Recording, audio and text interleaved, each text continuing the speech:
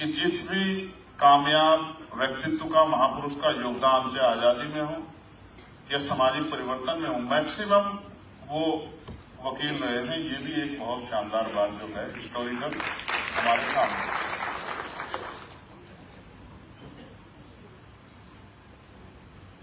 मैं आज ड्रेस में नहीं हूं, उसके लिए मैं अपने लीगल सेल की टीम से माफी चाहता हूं। कारण ये है कि सार्वजनिक रूप से मैं उसको जाहिर भी नहीं कर सकता कि एक समस्या हो गई है, जिसके कारण जो है, जो मेरी व्यक्तिगत है कि मैं बहुत ज्यादा व्यस्त हूं और उस तरह से कार्यों में नहीं जुट पा रहा हूं। लेकिन क्योंकि लीगल सेल की टीम ने एक बड़ा प्रयास किया और 2 बार उनके सम्मेलन में जब उन्होंने जूम मीटिंग बुलाई तो मुझे अपनी बात रखने का मौका भी मिला है।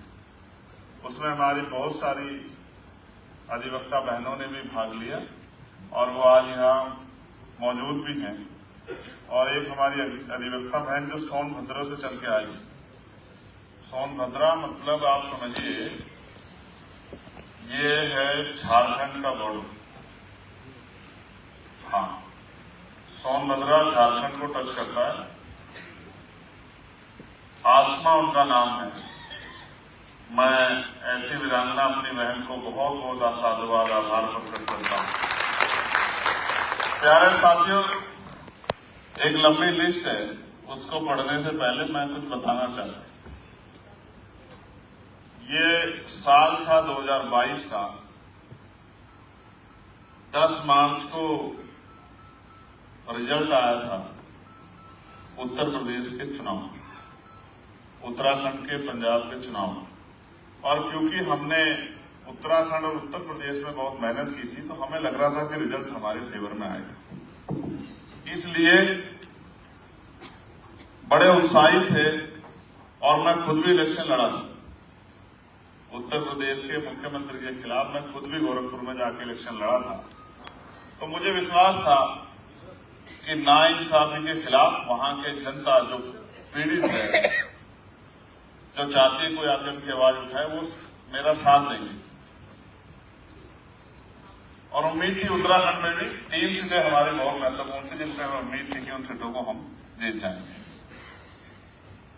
और उत्तर प्रदेश में भी एक मेरी और एक सिद्धार्थनगर की सीट ऐसी थी डुमरियागंज की, जिसको हमारा विश्वास था कि हम जीत जाएंगे। रिजल्ट आया और बहुत कम वोट मिले। कोई आदमी बहुत ईमानदारी से किसी काम को करे, जैसे आप वकील साथी करते हैं, और आपका मेहनताना आपको ना मिले, कैसा महसूस होता है? जिस केस के लिए आप जी जान लगा दो और हमेशा उस केस में आप अपने आप को साबित करो, और जिस क्लाइंट के लिए, जिस भाई के लिए आप प्रयास कर रहे हैं, वो अंतिम समय पे आपका हाथ छोड़ दे, तो आपको कैसा लगेगा बताइए? कैसा लगता बताइए लोग से? तो मुझे भी बहुत बुरा लगा कि जिनके लिए मैंने जीवन लगा दिया, और इनको ये भी नहीं पता कि मैं अगर हमारी पार्टी, हमारा संगठन आगे बढ़ेगा, ताकत बनेगी, तो उसका फायदा भी उन्हीं को होगा। ये भी टेक्निकल बात है। तो फिर मुझे समझ आया कि बहुत भोला भाला समाज है और अभी उसको बहुत समय लगने वाला है, इतनी आसानी से बात उसकी समझ में नहीं आई। तो निराशा हुई। 10 मार्च को फोन पे बात चल रही थी, लेकिन उस तरह का उत्साह नहीं था। मैं झूठ कहूं कि नहीं कोई फर्क नहीं पड़ा, ऐसा नहीं है, फर्क पड़ा। पीड़ा हुई, क्रोध भी आया कि जिनके लिए सब कुछ, मुकदमे, जेल, लाठियां, तमाम तरह की मुसीबतें सहली, उन्होंने साथ क्यों नहीं दिया। 2-3 दिन गुजर गए। 15 मार्च को पार्टी का स्थापना दिवस होता है। हिमांशु जी का फोन आया कि हम दिल्ली में पार्टी का स्थापना दिवस मनाएंगे। तो हमने कहा साहब हम तो नहीं आएंगे। तो बोले साहब आपको आना पड़ेगा, आप ही चीफ गेस्ट हैं और भाई विनय जी चीफ गेस्ट हैं, तो आपको आना पड़ेगा। तो मैंने इनसे पूछा क्या करना है, तो कहा कि घर पढ़ के क्या करेंगे, जब इसी काम को करना है, जब आपने प्रोफेशन चुना है तो घर पढ़ के क्या करोगे। तो तय हुआ चलेंगे, घर से हम लोग चले। और कई बार आपने सुना होगा गाजियाबाद में एक बहुत महत्वपूर्ण जगह है सिपरा मॉल, उस मॉल के पास गाड़ी रोकी गई। मैं मॉल में गया, मॉल से मैंने कुर्ता खरीदा, वो कुर्ता मैंने पहना, थोड़ा सा कॉन्फिडेंस लेवल बढ़ा और फिर मैं यही मैं आपको बताना चाह रहा हूँ कि जगह का महत्व क्या होता है। मैं इसी जगह पर मुख्य अतिथि के रूप में आया, इसी जगह, यही हॉल था। 15 मार्च 2022 का दिन था। इसी तरह पूरा हॉल और ऊपर वाला सब भरा हुआ था। मैं यहाँ आया, फिर मैंने सोचा जिससे प्यार करने वाले दिल्ली में इतने लोग हैं, वो हार कैसे सकता है। फिर सबकी बातें रखी गई, यहीं से मन में उत्साह पैदा हुआ और बस ये हो रहा था कि जल्दी से माइक मेरे हाथ में आए और मुझे अपनी बात को रखने का मौका। और जब मेरे हाथ में माइक आया तो मैंने पहली लाइन ही कही कि जिनको लगता है कि हार गया है, हार के टूट जाएगा, उनको मैं बताना चाहता हूं कि मैं एक टीचर का बेटा हूं, मिट्टी से निकल के आया हूं, खेती किसानी से निकल के आया हूं। मिट्टी में तो मिल सकता हूं लेकिन हार नहीं सकता, इस बात को लोग समझते। और यही संकल्प हुआ कि इस अपमान को सम्मान में बदलना। ये जगह उस जगह की गवाह है, उस बात की गवाह है। और प्रिय साथियों, आज हम 2025 में हैं और मेरे बहुत सारे शानदार साथी इधर बैठे हैं जिनको मैं अपनी नजरों से देख रहा हूं, जिनका बहुत बड़ा योगदान है इस आंदोलन को यहां तक पहुंचाने में। और ये तय हुआ कि लोकसभा लड़नी है। मैंने कहा किसी और को लड़ा दो, तो कहा नहीं, आप ही को लड़नी है, क्योंकि जब तक पार्टी की तरफ से आप जाके वहां अपने स्तर से बात नहीं रखोगे तब तक लोगों तक बात नहीं जाएगी, क्योंकि आपकी बात को सुनने वाले लोग ज्यादा हैं। अगर इसी बात को कोई और रखेगा तो उतने लोग नहीं सुनेंगे, जिस बात को आप रखोगे उसको बहुत सारे लोग सुनेंगे। अंत उनकी मेहनत सफल हुई और अभी 4 जून बहुत जल्दी आने वाला है। मैंने दिशा की एक कमेटी बनती है, निगरानी कमेटी, विकास और निगरानी की कमेटी बनती है, जिसमें लोकसभा सांसद उसके अध्यक्ष होते हैं जिलों में। तो मैंने इस बार दिशा कमेटी की मीटिंग, जिस दिन रिजल्ट आया 4 जून को, मुझे 1 साल हो जाएगा, मैंने वो दिशा कमेटी की मीटिंग बिजनौर में 4 जून की रखी है। मैं 4 जून को वहां जाऊंगा, क्योंकि पिछली 4 जून को मैं इस समय संघर्ष के दौर में था और ये नहीं पता था कि बंद डब्बों में क्या है।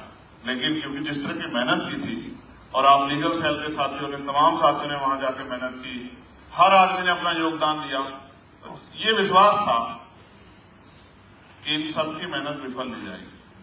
और लोगों की उम्मीद, माओ का आशीर्वाद, बहनों का प्यार, बुजुर्गों का आशीर्वाद, तमाम कमजोर वर्गों की दिल की इच्छा, और उस इच्छा ने एक शक्ति को जन्म दिया। और उत्तर प्रदेश से चंद्रशेखर आजाद समाज पार्टी के कार्यकर्ता, भीम आर्मी का, वो मेंबर ऑफ पार्लियामेंट बनके दिल्ली। अब बात लीगल सेल की करें तो आदरणीय भाई विनोदन सिंह जी, जो हमारे नेता हैं और बहुत ईमानदारी से तमाम तरह की परेशानियों का सामना करते हुए इस आंदोलन को चला रहे हैं। हमारे दूसरे अतिथि वीरेंद्र सिंह यादव जी, जिनका मैं जिक्र ऑलरेडी कर चुका हूं, MSRA साहब जो हमारे नेशनल चेयरमैन हैं, मेरे छोटे भाई और प्रदेश अध्यक्ष Azad Samaj party legal cell Uttar Pradesh Rajneesh Gautam ji. और मैं बहुत जिम्मेदारी से कह सकता हूं कि रजनीश भाई जैसे साथी इतिहास में बहुत कम बार पैदा होते हैं। मैं इनके लिए बहुत सारी मंगल कामनाएं करता हूं। आदरणीय ध्रुव कुमार एडवोकेट जी, जो प्रदेश अध्यक्ष हैं लीगल सेल हरियाणा के, आदरणीय सिकंदर कुरैशी जी, जो आजाद समाज पार्टी दिल्ली के लीगल सेल के अध्यक्ष हैं, आदरणीय नदीम कुरैशी जी, जो प्रदेश प्रभारी हैं लीगल सेल दिल्ली के, आदरणीय ML सुमन जी, जो प्रदेश प्रभारी हैं लीगल सेल दिल्ली के, चंद्रगुप्त मौर्य जी, अश्विनी बागरी जी, जो प्रदेश उपाध्यक्ष हैं, एडवोकेट घनश्याम जी, जो राष्ट्रीय प्रवक्ता है भीम आर्मी के, आदरणीय स्वराज सिंह जी, जो प्रदेश प्रभारी हैं उत्तर प्रदेश के लीगल सेल के, आदरणीय पंकज सिंह एडवोकेट जी, जो प्रदेश प्रभारी हैं उत्तर प्रदेश के, आदरणीय चौधरी जानसार साहब, जो मेरे बड़े भाई भी हैं और उनके कंधों पे बहुत सारी जिम्मेदारी भी है। तमाम झूठी गवाहियों को वो अपने अनुभव से जिस तरह से डील करते हैं, मैं उनके स्टेटमेंट को बाद में पढ़ता हूँ, रजनीश जी मुझे भेज देते हैं जीरे के बाद वाला हिस्सा, तो मैं उसको पढ़ लेता हूँ। तो मैं आपके अनुभव का भी बहुत बहुत और आपके लिए, आपके उज्जवल भविष्य के लिए और आपके उत्तम स्वास्थ्य के लिए मंगल कामनाएं करता हूँ। जो सीनियर अधिवक्ता हैं सहारनपुर से, आनंद कुमार एडवोकेट जी, चौधरी महाराज सिंह जी राष्ट्रीय कार्यकारिणी सदस्य हैं, अर्जुन सिंह एडवोकेट जी, आदरणीय राशिद हुसैन एडवोकेट जी, चांद आलम एडवोकेट जी, बालेश्वर प्रसाद एडवोकेट जी, अमित केसरी एडवोकेट जी, और बहन हमारी अनीता सिंह एडवोकेट जी, अमर सिंह एडवोकेट जी, सतीश कुमार एडवोकेट जी, संजीव कुमार एडवोकेट जी, रविंद्र कुमार एडवोकेट जी, अभिषेक कुमार एडवोकेट जी, आनंद प्रकाश एडवोकेट जी, रोहित गौतम एडवोकेट जी, महेंद्र मंडल एडवोकेट जी, और आर के गौतम जी, दीवान सिंह जी, रघुशरण जी, बुटुल जी और सतीश जी। बचा तो नहीं? कोई बचा हो तो बता दो। हरियाणा के साथी ये सब यूपी की टीम है। अच्छा लास्ट बता दो साहब मुझे, जहां जाना मैं जवाब बता दो कि मैं उसको कर दूं। ठीक। हमारे हरियाणा के जो साथी हैं धनीराम जी, विनोद कुमार जी, शैलेंद्र जौहरी जी, ताराचंद जी, दिनेश कुमार जी, गौरव जी, लखपत जी, जितेंद्र जी, विष्णु जी, विजेंद्र जी, लोकेश जी, एडवोकेट सतीश जी, और बहुत सारे जिलों से जो साथी आए,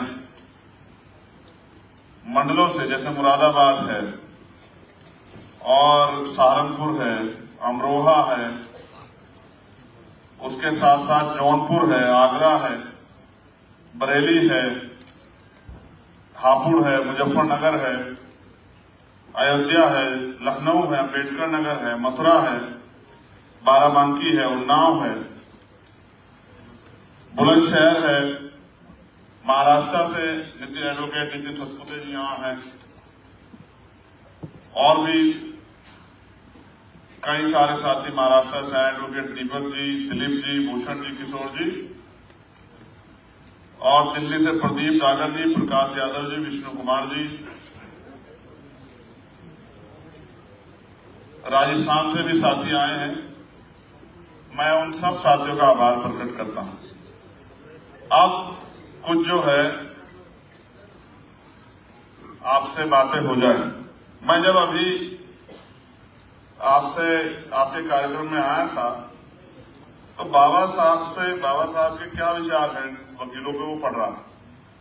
मेरा मन था कि वो विचार मैं आपसे बताऊं, और अगर ये लाइट की व्यवस्था देखने वाले साथियों तक मेरी आवाज जा रही हो तो मैं समझता हूं कि आपका समय समाप्त जल्दी हो जाएगा, लेकिन अभी आप अपने इनको कल पुर्जों को सही रखें जिससे कार्यक्रम सुचारू रूप से चलता रहे, ऐसा भी मेरा आपसे आग्रह है। तो बाबा साहब का जो अधिवक्ताओं के बारे में विचार था, मैं उस विचार को आपके सामने शेयर करना चाहता हूं, क्योंकि जब आप किसी भी विषय पर बोलना चाहते हैं तो उसमें महापुरुषों के क्या विचार थे, या उस फील्ड में जो बहुत शानदार कैरेक्टर रहे, व्यक्तित्व रहे, उनके क्या विचार थे, हमें जानने चाहिए। बाबा साहब डॉक्टर भीमराव अम्बेडकर, उन्होंने अधिवक्ताओं के बारे में कई महत्वपूर्ण विचार व्यक्त किए। उनका मानना था कि अधिवक्ता समाज के लिए महत्वपूर्ण है और उन्हें हमेशा न्याय और समानता की रक्षा की आवाज उठानी चाहिए। न्याय और समानता, बाबा साहब का मानना था कि अधिवक्ताओं को न्याय और समानता के लिए लड़ना चाहिए और उन्हें कमजोर और शोषित लोगों की रक्षा करनी चाहिए। सामाजिक जागरूकता, बाबा साहब ने अधिवक्ताओं को सामाजिक जागरूकता बढ़ाने और लोगों को उनके अधिकारों के प्रति जागरूक करने के लिए प्रेरित किया था। संवैधानिक नैतिकता, बाबा साहब ने अधिवक्ताओं को संवैधानिक नैतिकता के महत्व पर जोर दिया और कहा कि उन्हें हमेशा संविधान के नियमों का पालन करना चाहिए। ज्ञान, मेरा आग्रह रहेगा कि इस बात पे आप बहुत गौर से सुने। बाबा साहब ने अधिवक्ताओं को ज्ञान और शिक्षा के महत्व पर जोर दिया और कहा कि उन्हें अपने क्षेत्र में हमेशा नवीनतम ज्ञान प्राप्त करना चाहिए। संघर्ष, बाबा साहब ने अधिवक्ताओं को संघर्ष करने और अन्याय के खिलाफ आवाज उठाने के लिए प्रेरित किया। नवीनतम ज्ञान, अभी कुछ दिन पहले ऐसा हुआ कि पूरे अधिवक्ताओं को नई तरह से जो है किताबों को टटोलना पड़ा। आईपीसी खत्म हुई और बीएनएस आ गई, सीआरपीसी खत्म हो गई, एविडेंस खत्म हो गया, और उसकी जगह पे भारतीय नाम के साथ चीजों में बदलाव किया गया, धाराओं की सूचियां बदल गई। जहां पहले 302 होती थी वो 302 में कुछ और आ गया, जहां ये 307 होती 308 होती थी उसमें 108 आ गया। तो अब कभी कभी जो हमारे पास भी कोई आ जाता है और वो कहता है साहब कार्रवाई तो हो नहीं रही है, तो हम उससे कहते हैं एफआईआर उठाओ। एफआईआर लेते हैं तो फिर ये सोचते हैं कि अब ये ऑफेंस कौन सा है, इसमें कितने साल की सजा है, क्या इसमें गिरफ्तारी का अधिकार है या नहीं है। तो फिर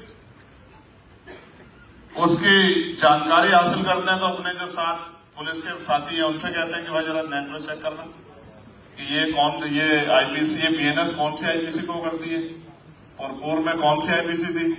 तो इस तरह से ये जो नवीनतम ज्ञान की बात है, मैं वकील साथियों से कहूंगा, वकालत का जो प्रोफेशन है उसकी शक्ति का जो प्रभाव है वो इस आधार पर है कि आपकी प्रैक्टिस कितने दिनों की है, और जैसे जैसे आपकी प्रैक्टिस बढ़ेगी, आपका अनुभव बढ़ेगा, वैसे वैसे आपकी शक्ति और आपका प्रभाव बढ़ेगा। लेकिन उसका पैमाना जाति धर्म के आधार पर नहीं है भाइयों और बहनों, उसका पैमाना अगर है तो वो आपके ज्ञान के आधार पर है, आपके अनुभव के आधार पर है। और मैं आपको ये भी बता दूं वकील होने के नाते कि जो पढ़ाया जाता है और जो प्रैक्टिकल होता है उसमें जमीन आसमान का अंतर है। आप अगर लॉ करें या आपके बच्चे आने वाली पीढ़ी आपके भाई करें तो उनको बता दो कि लॉ भी करें वहां कॉलेज में और आके कोर्ट में प्रैक्टिस भी करें, तभी जाके चीज आगे बढ़ेगी। वरना जितना पढ़ के आएंगे और फिर जब कोर्ट में आएंगे तो आश्चर्यचकित महसूस करेंगे कि जहां जो पढ़ाया जाता था और जो यहाँ प्रैक्टिकल है, दोनों में बहुत बड़ा जमीन आसमान का अंतर है, जीरो शुरू करना पड़ेगा। इसलिए जितने अधिवक्ता साथी मुझे मिलते हैं मैं उन सबसे कहता हूँ कि पढ़ाई करो, साथ साथ कोर्ट में प्रैक्टिस भी करो, और बिना गुरु के ज्ञान नहीं होता, इस बात को भी जान लो। एक गुरु भी होना जरूरी है। प्रैक्टिकल थ्योरेटिकल में अंतर जो आप पढ़ते हैं उसको जमीन पर उतारने के लिए प्रैक्टिकली एक गुरु का होना जरूरी है। इसलिए अच्छे वकील जो सीनियर वकील है उनके नेतृत्व में सीखने का काम करें। जैसे हम 2 पहियों गाड़ी 4 पहियों गाड़ी घर पे चलाना सीख लेते हैं, लेकिन अक्सर उसमें जो है कभी आवश्यकता पड़ने पे ब्रेक की जगह उसकी जगह ब्रेक की जगह रेस पे पैर रखा जाता है। इसलिए अच्छा ये है, मेरा अनुभव ये कहता है कि आपको एक गुरु आपके पास होना चाहिए। और जितने वकील साथी यहाँ पहुंचे मैं उनके लिए मंगल कामनाएं करता हूं, इस अपील के साथ कि वो अपने ज्ञान के स्तर को बढ़ाएं। क्योंकि जब आप कोर्ट में कभी भी अपनी बात को रखें तो आपकी डिबेट जो सुनी जाए तो वो सुनकर जो है लोग गौरवान्वित होने चाहिए, तभी आपकी वकालत का फायदा है। वरना जिस तरह का सिस्टम अभी है, मैंने अगर भाई यही वकील जो हैं यही जज बनते हैं, अभी तो सिस्टम ऐसा ही है, इन्हीं वकीलों में से जज बनते हैं, पहले ये न्याय के लिए लड़ते हैं फिर ये न्याय करते हैं। इसका आधार क्या है? उसका आधार यही है कि अगर जो प्रभावशाली होता है, शक्तिशाली होता है, हालांकि कोलोजियम में तो कई आधार हैं, लेकिन फिर भी जो मेरिट को चैलेंज करता है, जैसे अभी कैंट साहब हमारे जो हैं, जो मध्य प्रदेश जो है हाई कोर्ट के चीफ जस्टिस थे, और वो अलग बात है कि वो अति वाली सिचुएशन क्या बनी, लेकिन मैं आपको बहुत जिम्मेदार से कह सकता हूं कि वो सुप्रीम कोर्ट के लिए एलिजिबल थे। और मुझे बड़े दुख के साथ कहना पड़ेगा कि क्यों ऐसा हुआ कि वो सुप्रीम कोर्ट नहीं पहुंच पाई, ये हमारे लिए चिंता का विषय है।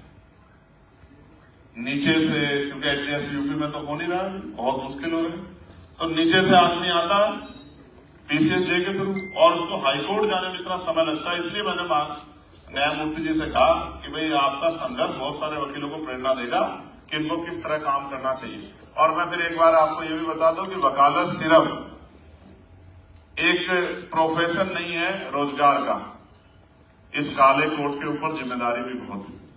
और इस काले कोट में न्याय, पीड़ित और न्याय के बीच में अगर कोई न्यायमूर्तियों से, जजों से अपने ज्ञान के आधार पर जिसके ऊपर बहुत सारे दोष लगाए गए, बहुत सारे आरोप लगाए गए, उसको भी बरी करा सकता है।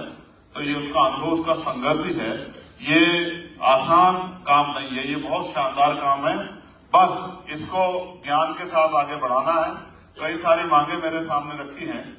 मैं उन मांगों के लिए विश्वास दिलाता हूं कि मैं पार्लियामेंट में आप सबके सहयोग से इन मांगों को उठाने का काम करूंगा। जैसे कि आपको याद भी होगा, चाहे हापुड़ में अधिवक्ताओं में अत्याचार हुआ हो या फिर गाजियाबाद में अधिवक्ताओं के साथ मारपीट की गई हो, वो दोनों घटनाएं जब अधिवक्ताओं के ऊपर पड़ी हुई हापुड़ की उसकी लाठियां मैं देख रहा था, गाजियाबाद वाली, तो ऐसा लग रहा था कि ये लाठियां हमारे अधिवक्ता भाइयों पे नहीं, ये हमारे ऊपर ही पड़ रही हो। क्योंकि जब हम इस काले कोट को पहनते हैं और अधिवक्ताओं की बात करते हैं, तो हर एक अधिवक्ता, वो किसी जाति धर्म का हो, वो हमारे परिवार का हिस्सा है, हमारा भाई है, हमारा अपना है। उसकी लड़ाई लड़ना, उसके साथ खड़े होना, ये हमारी शक्ति भी है। और ये एक उदाहरण भी है कि इन काले कोट वालों से किसी भी तरह का विवाद करने से पहले कई बार सोचना पड़े। ये तो दिल्ली है, दिल्ली के साथियों, बिजनौर तक के साथी हमारे यहाँ आए हुए हैं। दिल्ली में तो मैंने कई बार देखा है कि जब खाकी का और काले कोट का सामना होता है तो इमरजेंसी जैसे हालात हो जाते हैं दिल्ली में। अगर ये धरना कर लें, स्ट्राइक कर लें, तो न्याय व्यवस्था पूरी डिस्टर्ब हो जाती है। तो उन ऑनरेबल जजों को भी ये मांग करनी पड़ती है कि इस मामले को शूट आउट कर लो। तो बहुत बड़ी शक्ति है और हमने ये भी तय किया है कि इस शक्ति को कमजोर नहीं पड़ने देना है, इस शक्ति को और आगे बढ़ाना है। तो लीगल सेल के जो हमारे साथी हमारे साथ कनेक्ट हुए हैं, उन साथियों को भविष्य में बार काउंसिलिंग के चुनाव भी लड़ने चाहिए और अपनी शक्ति भी बनानी चाहिए। और मेरी तो मांग है कि अभी क्योंकि कोलोजियम सिस्टम से हम लोग उस तरह जज नहीं बना पा रहे हैं, तो बार काउंसिलिंग में भी अपनी ताकत मजबूत होनी चाहिए। तो उत्तर प्रदेश बार काउंसिलिंग में या दिल्ली बार काउंसिलिंग, जहां भी बार काउंसिलिंग के इलेक्शन होते हैं, हमें अपने विचार व्यवहार से अपनी शक्ति को बनाकर अपनी ताकत जो है बार काउंसिलिंग में भी बनानी चाहिए। क्योंकि उनकी बातों को भी सुनना पड़ता है, उनकी बातों को भी ध्यान में लाना पड़ता है, उनकी मांगों को भी आगे बढ़ाना पड़ता है। जो मांग जैसे हमारे नवनिर्वाचित सेक्रेटरी साहब ने कही कि चैम्बर की समस्या, हाँ मैं मानता हूँ चैम्बर की समस्या है, लेकिन इसका अस्थायी इलाज भी जो है वो भी ढूंढना पड़ेगा। वो तभी होगा जब हमारी बात बार काउंसिलिंग के जरिए मजबूत से उठेगी और सभी बार काउंसिलिंग लेटर लिख के दें कि भाई हमारे यहाँ चैम्बर की समस्या है, चैम्बर की समस्या को दूर किया जाए। क्योंकि देखो लगातार अधिवक्ता बढ़ते रहेंगे। सोचो आज 100 चैम्बर नए बना दिए, लेकिन नेक्स्ट और 100 वकील आ गए, तो कुछ मानक तय करके हम लोग इसको आगे बढ़ा सकते हैं। जैसे मांगे आपकी हैं कि अधिवक्ता सुरक्षा अधिनियम जल्दी से लागू किया जाए, इसके लिए मैंने पार्लियामेंट में जोर शोर से आवाज उठाई थी। अधिवक्ताओं के लिए राष्ट्रीय मेडिक्लेम पॉलिसी बनाई जाए। और मैं आपको बता दूं कि मैंने ऑनरेबल जो हमारे माननीय कानून मंत्री, उनको भी लेटर लिख के अधिवक्ताओं की इस मांग को रखा था कि उनकी मांग को सुना जाए। भारत के प्रत्येक न्यायालय में अधिवक्ताओं के लिए पर्याप्त चैम्बर की व्यवस्था हो। अधिवक्ताओं को राजपत्रित गजेटेड अधिकारी का दर्जा दिया जाए। नए पंजीकृत अधिवक्ताओं के लिए निश्चित समय तक उचित भत्ते की व्यवस्था हो। नए पंजीकृत अधिवक्ताओं के लिए पर्याप्त अवधि तक प्रशिक्षण की सरकार द्वारा उचित व्यवस्था की जाए। सीनियर अधिवक्ता जो प्रैक्टिस करने में असमर्थ हैं, उनके लिए उचित पेंशन की व्यवस्था सरकार द्वारा की जाए। अधिवक्ताओं के लिए भारतीय राजमार्गों पर लगे सभी प्रकार के टोल टैक्स समाप्त किए जाएं। अधिवक्ताओं के लिए सरकारी आवासीय योजनाओं में पर्याप्त कोटा लागू हो। अधिवक्ताओं के बच्चों के लिए प्राइवेट स्कूलों में उचित रिजर्वेशन कोटा की व्यवस्था प्रावधान किया जाए। कोलोजियम सिस्टम के द्वारा जजों की नियुक्ति में रिजर्वेशन कोटा लागू किया जाए। पब्लिक सेक्टर अंडरटेकिंग में अधिवक्ता की नियुक्ति में रिजर्वेशन कोटा लागू किया जाए। केंद्र सरकार एवं राज्य सरकार द्वारा अपनी इच्छा के अनुसार की जाने वाले अधिवक्ता एसजी, एसटी, एजी, एएजी, ईटीसी की नियुक्ति में रिजर्वेशन कोटा लागू किया जाए। प्राइवेट सेक्टर में अधिवक्ताओं की नियुक्ति में रिजर्वेशन कोटा लागू किया जाए।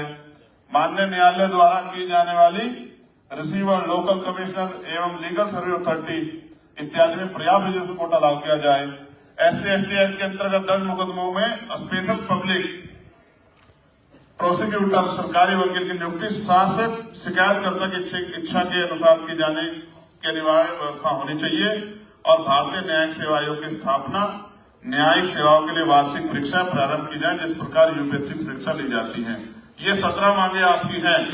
मैं आपको विश्वास दिलाता हूं कि इन मांगों के लिए मैं कल ही हमारे देश के कानून मंत्री को पत्र लिखूंगा और जब पार्लियामेंट चलेगी तो इन मांगों को जोर शोर से उठाने का काम करूंगा। मैं आपको फिर विश्वास दिलाता हूं, हालांकि अधिवक्ताओं का मंच, मैं आपको विश्वास दिलाता हूं कि अंतिम व्यक्ति, क्योंकि हमने भारत की पार्लियामेंट में ये शपथ ली थी कि हम भारतीय संविधान के अनुसार विधि के अनुरूप कार्य करेंगे। मैं आपको विश्वास दिलाता हूं, ना जाति ना धर्म, जिस भी व्यक्ति के साथ अन्याय होगा और जिस भी पॉलिसी से गरीब, किसान, कमजोर, महिलाएं, नौजवान लोगों की भलाई हो सकती होगी, उन सारे विषयों पे हम लोग काम करेंगे।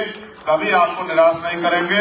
आप बुद्धिजीवी साथियों ने हम पर भरोसा दिखाया है, मैं आपका भी अभिनंदन स्वागत करता हूं। मैं आपको विश्वास दिलाता हूं कि किसी भी अगर एक भी वकील साथी के साथ कहीं भी अन्याय होगा तो हम लोग पूरी एडी चोटी का जोड़ लगा के उसकी ताकत बनने का काम करेंगे, उस अन्याय के खिलाफ लड़ाई लड़ने का काम करेंगे। और साथियों, अंत में एक घोषणा भी और करनी है। मैं आग्रह करूंगा कि रजनीश जी यहाँ आ जाएं और हमारे MS आर्य जी भी यहाँ आ जाएं। एक घोषणा भी हमें करनी है। ये घोषणा इंपोर्टेंट है और ये घोषणा ये है, वो इस पोस्टर को अपने दिल में बसा लें। ये लक्ष्य